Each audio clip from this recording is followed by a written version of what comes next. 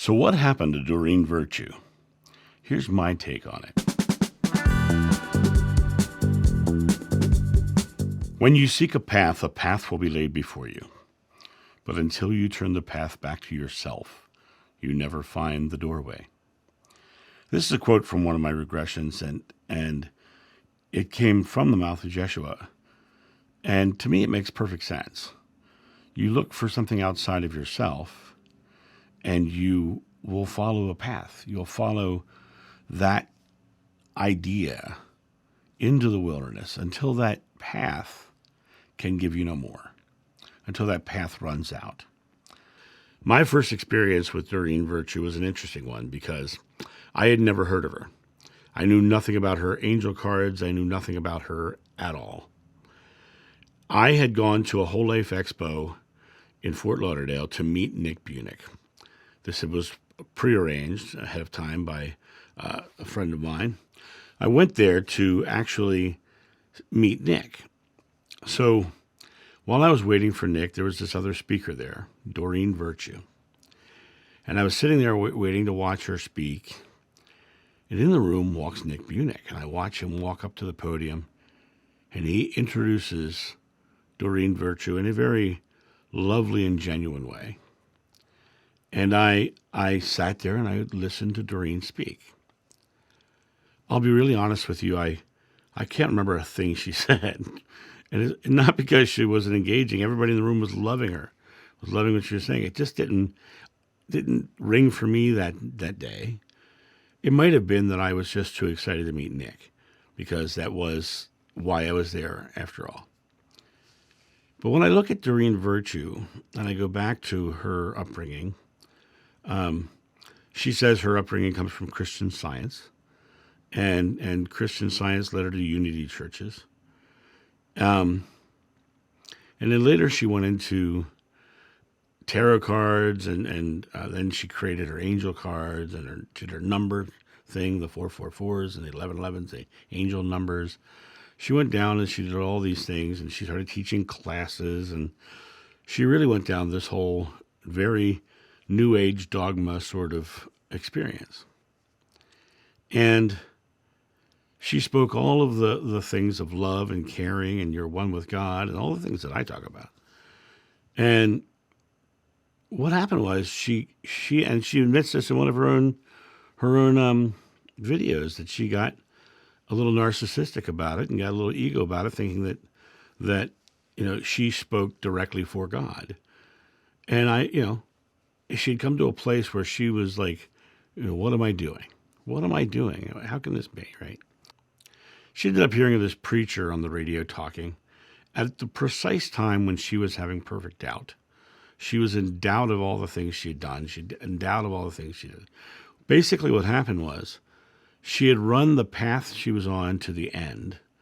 There was nowhere else to go on her path because her path was going away from herself. At those moments, you can turn your path back to yourself, like the original quote said, or you can look for the next shiny object that will be a path, the next aha moment ahead of you. And what happened was, because this teacher was a very Christian teacher and very fire and brimstone teacher, he became the thing that she fixated on. He and his teachings became the next path. And so conservative Christianity became the next path she wandered down. What's so interesting about this is a lot of the stuff she talks about are based in Old Testament teachings. There's some in the New Testament, but she's really basing a lot of her judgments of self on the Old Testament. She's actually looking at the Bible as an infallible document. Now, I can sit here all day long and show you the historical documents have been changed.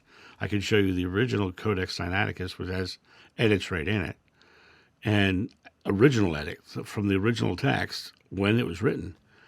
And she's now saying this book is infallible, and she's going to burn in hell. She actually got so scared she fell on her knees. She begged Jesus to save her and not let her go to hell. She succumbed to her fear she succumbed to fear. The Bible itself says, I shall fear no evil, for thou art with me, right? The Buddha said the secret to enlightenment is the eradication of fear. She succumbed to fear, and because that was her new path, she now follows a very fear-based, dogmatic, you're going to burn in hell sort of belief. That is the path she is now wandering. And she may wander to the end of her life, and she may go there for fearfully the rest of her days. Afraid that she's going to break the laws, afraid that her divination was of the devil and of Satan. And just the etymology of the word Satan just means temptation. So there's so many things that are so wrong with the path that she's choosing. But it's her choice. She gets to make that choice. A lot of people are trying to condemn her for her choice. It's just her choice. The problem is now she's trying to convince people like myself who's not New Age. And I'm not old age either. She's really going down an old age path. I'm not New Age or old age. I am present age. I'm here in the now and being in the now. And she's now condemning people like me and people like you if you believe as I believe. She really is setting the place of being a judge, forgetting that the Bible itself says, judge not lest ye shall be judged. Right? So she's in her fear, and that little bit of narcissism she had that was the problem that she had in that New Age teaching that she was giving is still there. The narcissism is now judging others. The self-centeredness is now geared out to the point where you must be wrong for what you're doing, and it's putting yourself in a position of authority because that's what a judge is, a position of authority.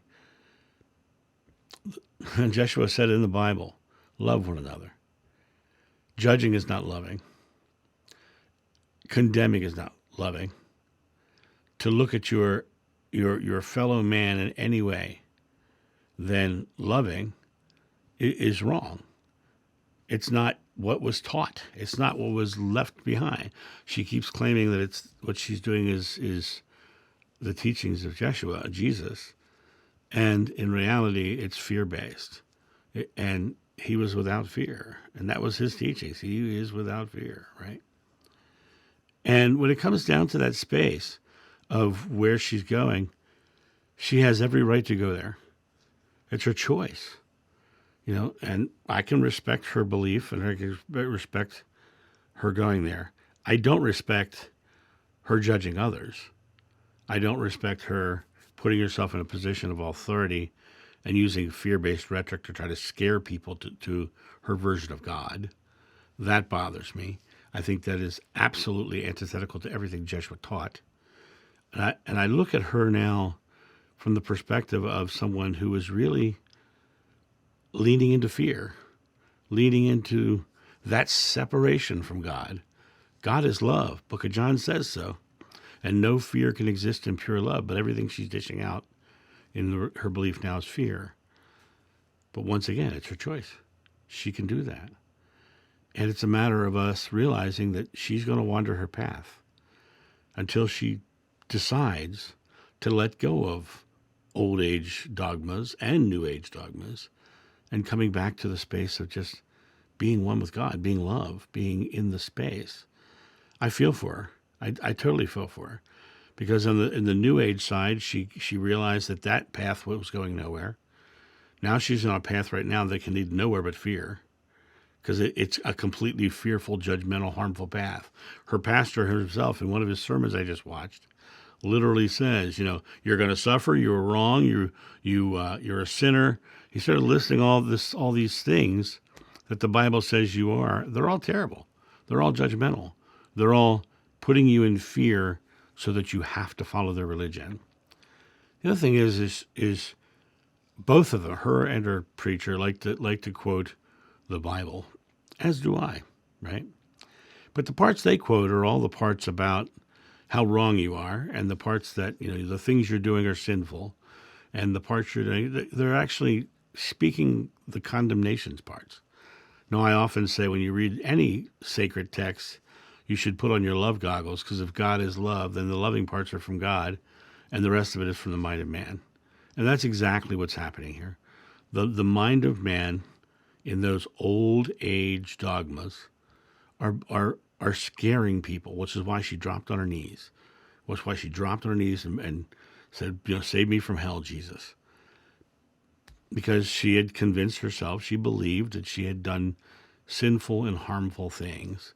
And because of that, as a sinner, she needed to repent. I once again, I feel for her, because that concept that she's a sinner in itself is just religious dogma. It's just methods of keeping control of the people who believe as they do. You're a sinner, so you better come to the church. You're born in the sin, so you better get baptized. You're 13 years old now, you better confirm.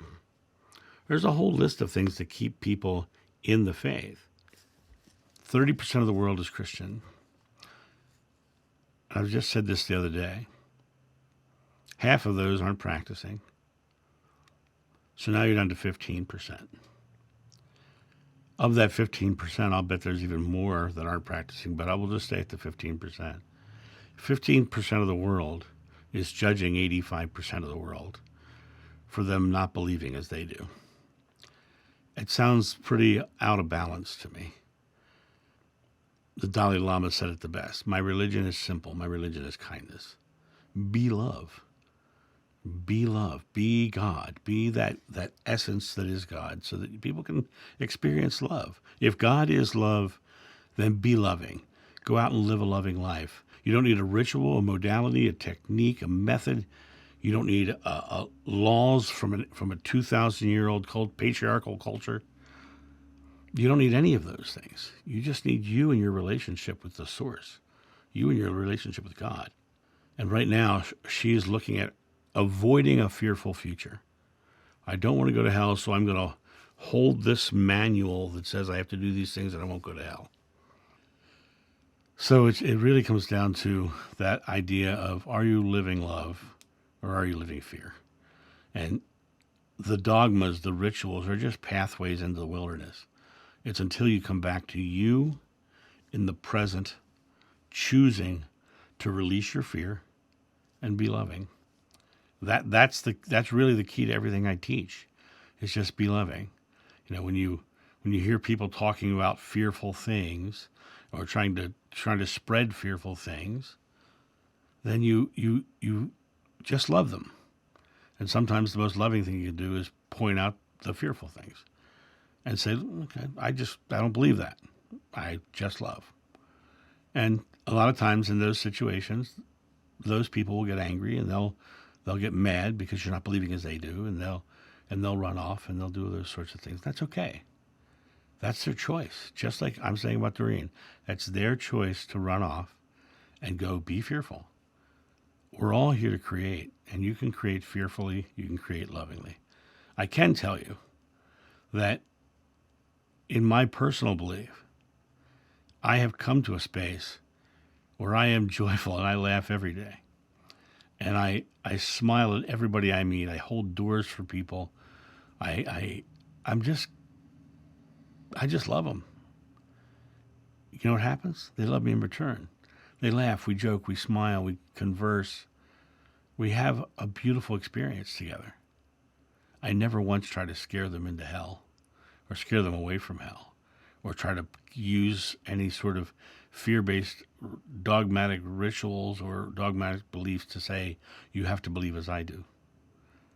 Because that's not love. That's manipulation. And so that's my thought on Doreen Virtue. I wish her well on her journey. And I'm going to stay with my beliefs because I'm not judging. I'm just living, and I'm living a very good, happy, joyful life. And my life has turned out very well because of my beliefs. If it doesn't ring true to you, I respect that. No one's telling you to believe as I believe, because I would never do that. I'm speaking my truth. My mom told me years ago, spirituality is a personal journey. You've got to find your own truth. Find the things that you believe and follow them. But make sure the things you believe and are following are spreading love into the world and not fear. That's my thought on this. You guys have a great day, and I'll talk to you soon. See ya.